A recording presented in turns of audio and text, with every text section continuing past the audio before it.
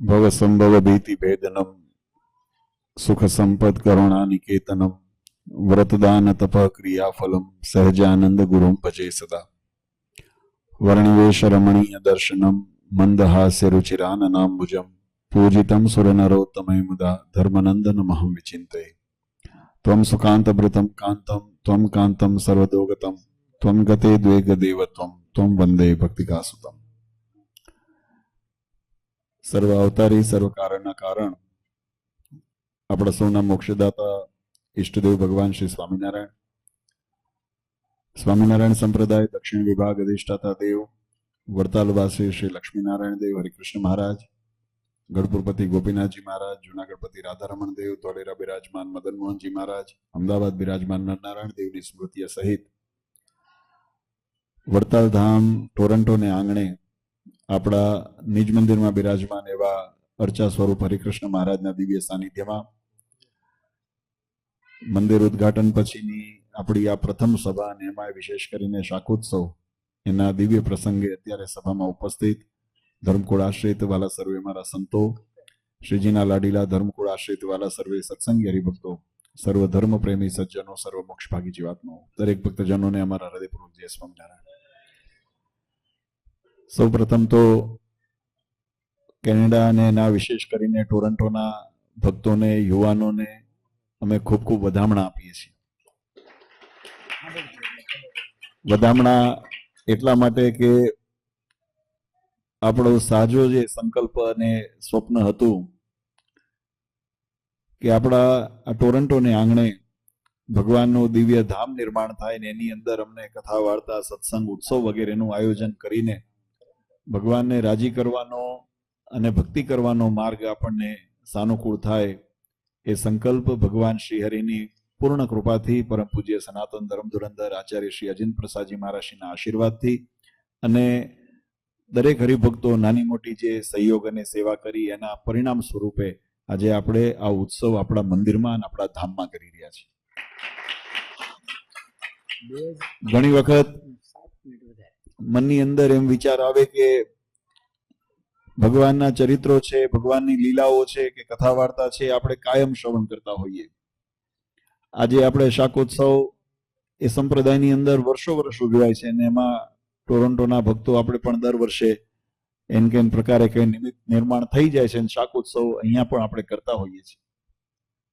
ઘણી વખત એમ થાય કે એક ઉત્સવ જાણી લીધો, એની કથા કેમ વારે ઘડીએ આપણે એની શ્રવણ કરીએ છીએ. પણ વચનામૃતની અંદર મહારાજે બહુ સુંદર એક સિદ્ધાંત બતાવ્યો. મહારાજ કે જેમ કરોળિયાના જાળની અંદર કરોળિયો કોઈ જીવ અંદર ફસાઈને રહ્યું હોય એમ ભગવાનના ચરિત્રોની અંદર જીવાત્માએ પોતાના મનને પોરવી રાખવું, ફસાવી રાખવું.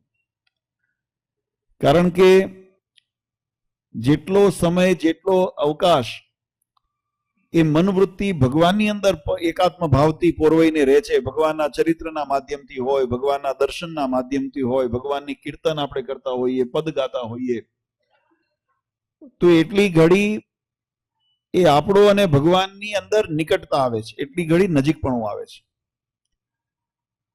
આ જગતના વ્યવહારની અંદર જ્યારે વિષય વાસનાઓની અંદર જીવાત્મા પોરવેલો હોય, જગતના દેહ સુખને ભોગવતો હોય અથવા તો દેહની પ્રવૃત્તિ કરતો હોય, ત્યારે એનો યોગ માયા સાથેનો વધારે વિશેષ સમાગમ થતું હોય, વિશેષ યોગ માયાનો થતો હોય.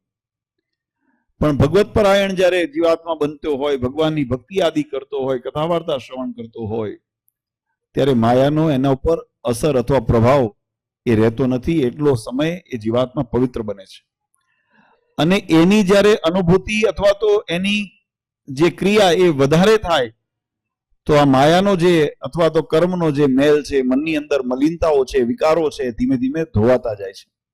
આપણે તમને આ વ્યવહારિક દ્રષ્ટાંત આપું. કોઈ કપડાની અંદર ડાઘ પડ્યો હોય તો આપણે એને પહેલા પલાળીએ, થોડી વાર સુધી પલાળીએ ને, એના એટલા પાણીના યોગમાં રહ્યો એટલે નરમ થાય. પછી તમે થોડું બ્રશ મારો, બ્લીચિંગ હોય કે ગમે તે, એને કોઈ પાવડર લઈને તમે એને સાફ કરો તો ડાઘ નીકળી જાય, પણ એને પલાળી રાખવું પડે. એમ જીવાત્મા માટે પણ આ સંસાર અને માયાનો જે મેલ આપણા હૃદયની અંદર દંશ કરીને બેઠો છે, જગતના વિષય વાસનાનો મેલ આપણા હૃદયની અંદર બેઠો છે, એને ધોવા માટે આ સત્સંગમાં પલાળતું રહેવું પડે સમયાંતરે. એટલે આપણે આ ઉત્સવ વગેરે કરતા હોઈએ, કથા વાર્તા કરતા હોઈએ. ખૂબ સુંદર. આપણે સમયનો કાંટો આગળ વધતો જાય છે અને સમયને પાંખો હોય એટલે હું જાણું છું કાલે પાછો વર્કિંગ ડે છે. બધા ઘણાને પોતાના જોબ આદિની અંદર પાછો સમયસર સવારે પહોંચવાનું હોય. આ 4 દિવસ 5 દિવસ આમ એવા ઉતાવળમાં નીકળી ગયા, આમ લાગે કે હજુ બીજા 5 દિવસ ચલાવીએ તો વાંધો નથી, પણ સમયની મર્યાદા છે ને દરેક કાર્યને સમય એનો માન આપીને આપણે પૂર્ણ કરતા હોઈએ. આજે ખૂબ સુંદર શાકોત્સવનો દિવ્ય પ્રસંગ, એની કથા છપિયા સ્વામી આપણને સુમધુર કંઠે અહીંયા આગળ સંભળાવી. શાકોત્સવનું નિર્માણ કેવી રીતે થયું એની પૂર્વાર્ધની કથા અને એનો બીજો ભાગ એટલે ઉત્તરાર્ધની કથાની અંદર બહુ સુંદર દિવ્યતા રહેલી છે. જેમ આપણે કથાની અંદર શ્રવણ કર્યું કે સુરા બાપુને ત્યાં ચોરી થઈ, એમને મનમાં સંકલ્પ કર્યો કે જો આ રકમ મારી હેમ કેમ પાછી આવે તો અડધી ભગવાનને અર્થે વાપરવી. ભગવાને અહીંયા પોતાના ઐશ્વર્યના દર્શન કરાવ્યા અને પાછું આવ્યું. નહીં તો ચોરના હાથેથી પાછું આખો પટારો જતો રહ્યો હતો. તાળું તૂટ્યું ન તૂટ્યું નહીં, આખો પટારો લઈને જતા રહ્યા હોત. પણ જયારે ભાગ્યમાં હોય ને ભગવાન કૃપા કરે ને તો પાછું આવે. આ એક આપણને બહુ સુંદર સૂચક કરે છે કે ભગવાન ઉપર ભરોસો રાખશો ને તો આપણા ભાગ્યનું ક્યાંય જવાનું નથી, આપણા ભાગ્યનું આપણને મળવાનું છે, નિર્વિવાદ વાત છે. એટલે મહેનત કરતી વખતે છે ને મનમાં શ્રદ્ધા રાખવી. આપણે ઘણા છોકરાઓને જોબની માટે કે બીજા ત્રીજાની અંદર મનમાં કોઈ વખત વહેલું મોડું થાય ને તો હતાશા ન કરવી, ભગવાન ઉપર શ્રદ્ધા રાખવી. ભગવાનનું ચરણ પકડશો ને તો ચોરના હાથમાં ગયેલું પણ જો પાછું આવતું હોય તો આપણા પ્રારબ્ધનું આપણને ચોક્કસ મળવાનું એ આ ભગવાનની પ્રતાપ છે. ભગવાન સાથે આ કથાનો ઉત્તરાર્ધને આપણે સંક્ષિપ્તની અંદર યાદ કરી. આમ તો ગયા વખતે બધા ભક્તોએ શાકોત્સવની દિવ્ય લીલાનું આપણે કીર્તનના માધ્યમથી શ્રવણ કર્યું હતું. પ્રેમાનંદ સ્વામી જયારે આ મહારાજા લીલા કરતા ને ત્યારે મહારાજના આ ચરિત્રને જોઈને એમને સુંદર પદ બનાવ્યું છે અને આપણે ઘણી વખત એ કથાની અંદર એને શ્રવણ કર્યું છે. વળી વખાણું શાકોત્સવ લીલા કરી, નયણે નિરખ્યા કરતા સુંદર શાકજો. ભગવાન સ્વયં આજે રસોઈયાનું રૂપ ધારણ કરીને એ ભક્તોને લાડ લડાવવાને માટે, રાજી કરવાને માટે મહારાજે શાક વઘાર્યું છે. દ્વાદશ મણ એકાક્ષરી વઘારમાં જોવા આવ્યા, શિવ બ્રહ્માદશિંદ તજી નાખજો. ભગવાને 12 મણ ઘીનો વઘાર લીધો અને આવી દિવ્ય લીલા કરી. પણ એ દિવ્યાની અંદર મહારાજે જે મનુષ્ય ચરિત્ર કરી અને જીવાત્માને જે શંકા અથવા મોહ પામે એ ચરિત્રને દિવ્ય ચરિત્રની અંદર કેમ ફેરવ્યું એની કથાની મહત્તા રહેલી છે. આ શાકોત્સવનો ઉત્સવ આપણે કેમ કરીએ છીએ? ઘણી વખત અમે કહેતા હોઈએ કે જમણવાર તો આપણા બધા વ્યવહારિક બધા ઘરે થતા હોય. હમણાં સંતોએ પણ વાત કરી, આપણે ત્યાં લગ્ન પ્રસંગ હોય કે કઈ આપણે ત્યાં બેબી શાવર હોય કે કોઈનું મકાનનું નવું વાસ્તુ હોય, દુકાનનું નવું ઉદ્ઘાટન હોય તો આપણે બધા સ્નેહીને મિત્રોને બોલાવીને જમણવાર કરતા હોઈએ. પણ એની અંદર અને આ ઉત્સવની અંદર શા માટે ભેદ રહેલો છે? કારણ કે એક છે જગત સંબંધી ને દેહ સંબંધી કાર્ય છે અને આ આત્માના કલ્યાણ સંબંધી કાર્ય છે. અને એની પ્રતીતિ ક્યારે થાય કે જ્યારે કથાની અંદર આપણે આ ચરિત્ર ભગવાનના દર્શન કરીએ. મહારાજે એક એવું સુંદર દિવ્ય એની અંદર અલૌકિક ચરિત્રના દર્શન કરાવ્યા. જ્યારે મહારાજ મસાલા વગેરે એની અંદર એ શાકની અંદર મહારાજ નાખે, હળદર, મસાલો, મરચું, રહી, ધાણા, જીરું વગેરે એની અંદર નાખે, પછી હળદર વાળા હાથ પોતાના વસ્ત્રો પર મહારાજ લોહી નાખતા. જો કોઈને સેજે વિવેક હોય તો આપણને એમ થાય કે આને તો મનુષ્ય જેટલો વિવેક નથી, અને ભગવાન કેમ માનવા? આપણને એમ થાય ને કે ભાઈ આ પહેરેલા કપડા ઉપર હાથ લોહી નાખે અને ભગવાન કેમ કહેવા? ત્યારે બન્યું એવું કે મહારાજ જયારે આ ચરિત્ર કરતા હતા અને શાક મહારાજ વઘારીને આ હળદરવાળા હાથ પોતાના ધોતી ઉપર લોતા, અમારે ચરોતર બાજુથી કાશીદાસ, કામદાસ વગેરે પાટીદાર ભક્તો ભગવાનના દર્શને આવેલા અને આ ભગવાનનું મનુષ્ય ચરિત્ર જોઈ અને મનની અંદર એ મનુષ્ય ભાવ ઉત્પન્ન થયો. મનની અંદર એમ શંકા ઉત્પન્ન થઈ કે આને પરબ્રહ્મ કેમ કહેવા કે એટલો વિવેક નથી કે આ પહેરેલા કપડા ઉપર હાથ લુએ છે, અને આ અભાવ લઈને પાછા જતા હતા. મહારાજની દ્રષ્ટિ પડી. મહારાજે સંતોને પૂછ્યું કે સંતો કોઈ તરસ્યો હોય અને કુવા કાંઠે આવે અને તરસ્યો પાછો જાય તો એને કેમ ગણવો? મહારાજને સંતોએ વિનંતી કરી કે મહારાજ એ તો અભાગ્યો કહેવાય. આટલી મહેનત કરીને, પુરુષાર્થ કરીને કુવા કાંઠે આવ્યો હોય અને જો પાછો તરસ્યો જાય, પોતાની ક્ષુધાને ન छिपाવી શકે અથવા તો તૃપ્તિ કરી શકે તો એનાથી મોટો અભાગ્યો કોણ કહેવાય? ત્યારે મહારાજે કીધું જો ઓલા ભક્તો આવ્યા છે ને એ અમારા દર્શન માટે છે, ચરોતરથી આવ્યા છે પણ અમને મળ્યા વગર જાય છે. ત્યારે સંતોએ મહારાજને મીઠી રમૂજ કરતા, ઠપકો આપતા પ્રેમાનંદ સ્વામી મહારાજને કે મહારાજ એમાં વાંક એમનો નથી, વાંક તમારો છે. મહારાજ કે અમારો શું વાંક છે? ત્યારે સંતોએ મહારાજને કીધું મહારાજ અમે કથા કરતા હોઈએ ને ત્યારે તમારા ઐશ્વર્ય પ્રતાપના વર્ણન કરતા હોઈએ, તમારા જે શણગારના વર્ણન કરતા હોઈએ, મહારાજે સોનેરી સુરવાળ પહેર્યો છે, જરિયાની જામો પહેર્યો છે, મહારાજે કમરમાં કટિબદ્ધ બાંધેલો છે, પગની અંદર તોડા ચાકડી ધારણ કરેલી છે, હાથમાં વેઢ કડા વીંટીઓ ધારણ કરેલા છે, બાજુબંધ બાંધેલા છે, 3 ચુગડાળી પાગ ધારણ કરી છે, અને એવું વર્ણન કરતા હોઈએ. તાબેથો લઈને ઉભા હોય એવું વર્ણન અમારી કથામાં ન આવે. અને આ તમે તાબેથો લઈને ઉભા છો એટલું તો ઠીક, પણ આ તમને ધોતી અમે પહેરાવ્યું તો ધોળું હતું, આ તમે પીળું કરી નાખ્યું. આ હળદરવાળા હાથ હલ્દીવાલા હાથ લુએ નિજ ધોતીએ, એમ પ્રેમાનંદ સ્વામીએ લખ્યું, હળદરવાળા હાથ પોતાના ધોતી ઉપર લૂતા. આ તમને ધોતીઓ અમે સફેદ પહેરાવ્યું હતું અને આ પીળું કરી નાખ્યું. આને આ કોઈ જ્ઞાની હોય, મહાપુરુષ, ભગવાનને જેને એક નિષ્ઠા દ્રઢ કરેલી હોય એને તો ભગવાનની અંદર શ્રદ્ધા થાય. લખ્યું એમાં પ્રેમાનંદ સ્વામીએ કે હલ્દીવાલા હાથ લુએ નિજ ધોતીએ, પીળે પટ શોભે પરિબ્રહ્મજો. પીળું પિતાંબર પહેરીને જયારે પરબ્રહ્મ પુરુષોત્તમ નારાયણ ઉભા ને એવા દર્શન થાય. પણ કોણે થાય? તો કે અક્ષર પર પુરુષોત્તમજીએ નર વપુ ધર્યું, એકાંતિક મહામુનિ સમજે મર્મજો. આ મર્મ તો એ સમજી શકે જે ભગવાનની અનન્ય નિષ્ઠા રાખતા હોય, જેને ભગવાનમાં શ્રદ્ધા અને વિશ્વાસ પરિપૂર્ણ હોય, એને થાય. સામાન્ય પામર જીવને શું થાય? મહારાજને વિનંતી કરી પ્રેમાનંદ સ્વામી, મહારાજ આ તમે ચરિત્ર કરો છો, અમે કેટલી મહેનત કરીને ભક્તોને અહીંયા મંદિર સુધી, તમારા સુધી અમને દર્શન કરવા લઈ આવીએ, અને તમે આવું ચરિત્ર કરો ને જીવ પછી અભાવ લઈને જતો રહે તો એનો મોક્ષ બગડે. ત્યારે મહારાજને વિનંતી કરી, મહારાજ કરુણા દ્રષ્ટિ કરો કે જીવનું કલ્યાણ ન બગડે. અને મહારાજે પછી એ ભક્તોને પોતાને સાથ દઈને બોલાવ્યા, હાથ નામ દઈને બોલાવ્યા અને કીધું, કાશીદાસ કાનદાસ તમે જે જોવા આવ્યા છો એ જોઈને જાઓ. ત્યારે ભક્તોએ જયારે પાછું વળીને જોયું ત્યારે ભગવાને ચતુર્ભુજ સ્વરૂપે દર્શન દીધા અને ભગવાન પણ આની પ્રતીતિ કરાવી. આ એ દિવ્ય લીલા છે. એ લીલાને આપણે સંપ્રદાયની અંદર વર્ષો વર્ષ પરંપરાની અંદર આપણે શાકોત્સવના રૂપે આપણે ઉજવીએ છીએ. અને ભગવાનની આમાંથી બીજું મર્મ, જેમ મેં પહેલું કીધું, ભગવાન ઉપર શ્રદ્ધા હોય ને તો ભાગ્યમાં હવે પાછું આવે જ.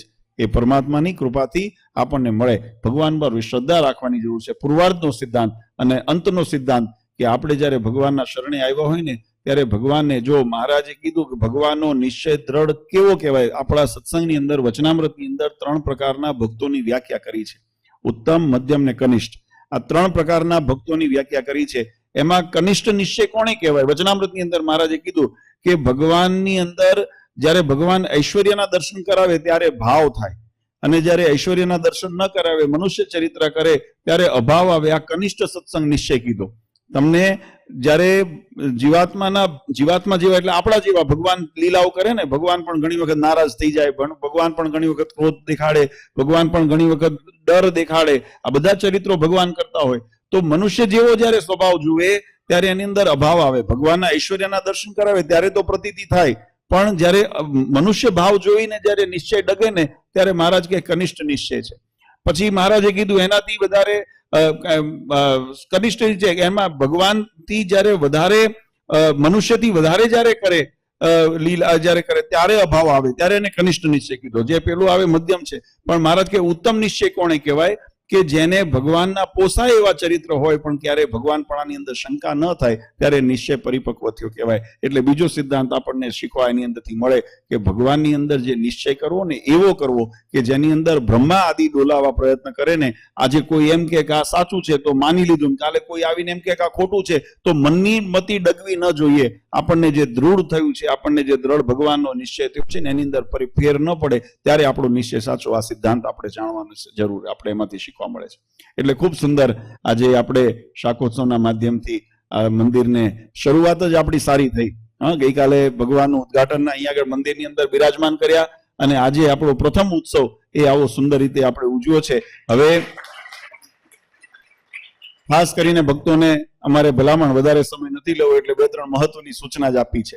કથાની માધ્યમથી આપણે 5-5 દિવસ ભગવાનના ચરિત્રોનું શ્રવણ કર્યું છે, એને વાગોળતા રહેજો. આ પરંપરા આપણી સત્સંગની કાયમ અવિરત વહેતી રહે.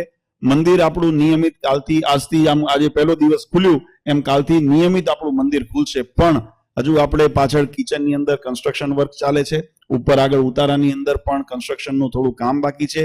એટલે અત્યારે સમયાંતર એટલે ઇન્ટરીમ સમય માટે આપણે મંદિર 24 કલાક ખુલ્લું નહીં રહે. અત્યારે કેવળ રોજ સાંજે 4 થી 7, આવતીકાલથી રોજ સાંજે 4 થી 7 આપણું મંદિર ખુલશે. ઠાકોરજીની અહીંયા આગળ સાંજે આરતી, ચેષ્ટા વગેરે બોલાશે. બધા ભક્તોને, યુવાનોને આજ્ઞા ગણો તો આજ્ઞા, ભલામણ ગણો તો ભલામણ, સલાહ ગણો તો સલાહ. પણ જે અહીંયા મંદિરની નજીક રહે છે બધાએ રોજ મંદિર આવવાનું વ્યસન રાખજો. આ બધાને અમારી ભલામણ છે. આ ક્રમ આપણો ચાલશે રોજ મંદિરે ખોલવાનો, એ આગામી 7મી ફેબ્રુઆરી સુધી ચાલશે, કારણ કે ફેબ્રુઆરીના ફર્સ્ટ વીકમાં આ કાર્ય બધા પૂરા થઈ જશે. ત્યાં સુધી આપણે રોજ સાંજે સંધ્યા આરતી અને સાંજે આરતી ચેષ્ટા વગેરેનો લાભ બધા ભક્તો દર્શન કરવા આવજો. 4 થી 7 આપણું મંદિર અહીંયા આગળ રોજ ખુલશે. અને શનિવારે આ મંદિરનું આ કન્સ્ટ્રક્શનનું કામ પૂરું થઈ જાય પછી આપણી કથા, એટલે જે દર શનિવારની જે સભા આપણે શરૂ કરવી છે એ 8મી ફેબ્રુઆરી પહેલો શનિવાર આવે છે, એટલે 8મી ફેબ્રુઆરી આપણી પહેલી સત્સંગ સભા આપણી થશે. ત્યાર પછી જ્યારે મંદિર ફૂલ ફંક્શનિંગ થઈ જશે, એટલે કે આપણું કિચન પણ વ્યવસ્થિત ફંક્શનિંગમાં હશે, ઉતારા વગેરે, એટલે જે રિનોવેશનનું કામ પૂરું થઈ જશે, ત્યાર પછીનું મંદિરનું જે ઓપનિંગ અવર્સ અથવા તો એની અંદર જે આપણે ઉત્સવ કરશું એનો સમય રહેશે સવારે 8 થી 11 અને સાંજે 4 થી 8. આ આપણો ડેઈલી મંદિરનો ખોલવાનો સમય રહેશે. એટલે દિવસ દરમિયાન પણ કોઈ ભક્તોને અનુકૂળ હોય, સવારે પણ આવવું હોય તો અહીંયા મંદિરે દર્શન કરવા આવી શકશે. પણ 8મી ફેબ્રુઆરી પછી આ બધો જ અહેવાલ અહીંયા બહાર નોટિસમાં પણ મૂકવામાં આવશે અને આપણા વોટ્સઅપ ગ્રુપની અંદર પણ મૂકવામાં આવશે. એટલે દરેક ભક્તો એની અનુસંધાન રાખે. કાલથી મંદિર ઓપરેટિંગ છે, મંદિર કાલથી ચાલુ છે. દરરોજ સાંજે અહીંયા સંધ્યા આરતી ચેષ્ટા વગેરે, ઠાકોરજીને થાળ વગેરે થશે. પૂજારી આવીને ભગવાનની પૂજા અને અર્ચન કરશે અને આરતી વગેરે કરશે. એટલે બધા હરિભક્તો, યુવાનો જે નજીક હોય, આવી શકતા હોય, એ રોજ લાભ લેવાનો આગ્રહ રાખજો. શનિવારે આપણી આવતી ફેબ્રુઆરી 8 ફેબ્રુઆરીથી નિયમિત રૂપે દર શનિવારની આપણી સભા થશે. અને એ રીતે વચ્ચે જ્યારે કોઈ ઉત્સવ વગેરે આવશે તો સ્પેશિયલ એનાઉન્સમેન્ટ તમને વોટ્સઅપ ગ્રુપ દ્વારા મળશે. એટલે બધાએ જે ભક્તો ગ્રુપમાં ન જોડાણા હોય એ જોડાઈ જજો. બીજાને તમને ઓળખતા હોય, મિત્રો હોય, સગાવાલા હોય, એ પણ ન જોડાયા હોય તેમને પણ સૂચના કરજો, ના માહિતી આપજો, જેથી આપણે આ કરેલું મંદિર એનું એ બધા પણ લાભ લઈ શકે. એટલે આ પહેલી સૂચના આ મંદિરને ઓપરેટિંગ કારણેથી.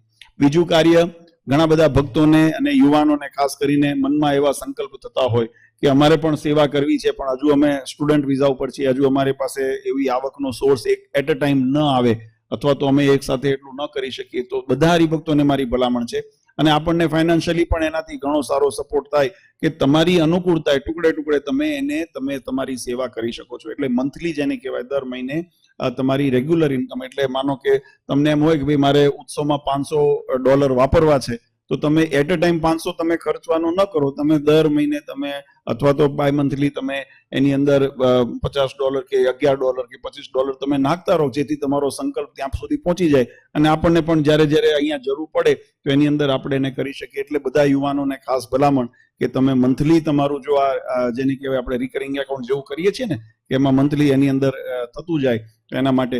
અને અહીંયા આગળ બહાર આપણે એના બારકોડ અને એનું સ્કેનર પણ લાવ્યા છે. કાર્ડ ઉપરથી તમે ઓટો ડેબિટ, ક્રેડિટ વગેરે સુવિધાઓ છે, બધું તમને અહીંયા આગળથી માહિતી મળશે આયોજકો તરફથી. પણ એ પ્રમાણે દરેક ભક્તો, એટલે તમને પણ બોજ ન પડે અને મંદિરની અંદર પણ થોડી ઇન્કમ આપણી રહે, તો જેથી કરીને આ બધા નાના મોટા ખર્ચાની અંદર આપણે એને મદદરૂપ થઈ શકીએ. આ બીજી સૂચના હતી.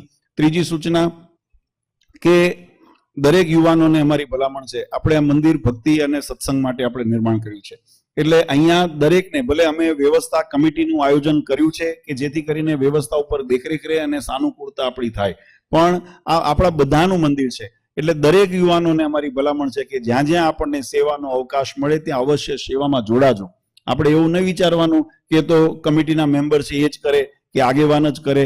આપણને સેવાનો મોકો મળ્યો છે તો આપણું મોટું ભાગ છે. એટલે બધા એની અંદર સહયોગ આપી અને એની અંદર જોડાજો, મંદિરે આવજો, દર્શન કરજો, કથા વાર્તા, સત્સંગ, ધૂન ભજન, કથા, ઉત્સવ વગેરે થશે, એની અંદર પણ બધા ઉપસ્થિત રહીને ખૂબ લાભ લેજો. જેમ હમણાં સ્વામીએ કીધું ને, અમારો બધાનો દાખલો, તમારો દાખલો, અમારો દાખલો, કારણ કે દાન તમે દીધું છે અને સમય અમે દીધો છે, અહીંયાથી અહીંયા આવ્યા આટલું બધું કરીને. તો આ બધાની સફળતા ક્યારેક થાય કે આપણે મંદિરને ખૂબ સારા રીતે આપણે એને ચલાવી શકીએ અને ભગવાન આપણા ઉપર રાજી થાય તો આપણો દાખલો સફળ થાય. એટલે એ ભાવનાથી બધા યુવાનો ખાસ એની અંદર એકબીજાના પૂરક બનીને એની અંદર જોડાજો. આપણે અહીંયા દરેક પ્રવૃત્તિ, ઉત્સવ, સનાતન ધર્મની અંદર જે ઉત્સવ થાય છે બધા ઉત્સવ આપણા મંદિરમાં થશે. એટલે રામનવમી હોય, શિવરાત્રી હોય, નવરાત્રી હોય કે આપણે અન્નકૂટ ઉત્સવ હોય, બધા ઉત્સવો આપણા મંદિરની અંદર નિયમિત થશે. એટલે યથાશક્તિ બધા એની અંદર બધા ભક્તો વિશેષ લાભ લેજો. તો આ 3-4 સૂચન હતી. તો હવે સમય વધારે નથી લેવો. આપણે અહીંયા આરતી કરી પછી આજે બધાને શાકનો ઉત્સવ કરવો છે, એટલે બધાને પ્રસાદ લેવાનો છે. એટલે લઈ અને બધા અહીંથી આપણે જુદા પડશું, પણ આપણા હૃદયની અંદર આને વાગોળતા રહેજો. ભગવાન સ્વામિનારાયણે આ જેમ કીધું કે મનને ભગવાનના ચરિત્રની અંદર પોરવી રાખવું, એટલે ભગવાનની મૂર્તિ અને ભગવાનના ચરિત્રનું અખંડ ચિંતન થાય અને આપણો ઉપર ભગવાનનો ખૂબ રાજીપો ઉતરે એવી ભગવાન શ્રી હરિના ચરણારવિંદમાં પ્રાર્થના કરી.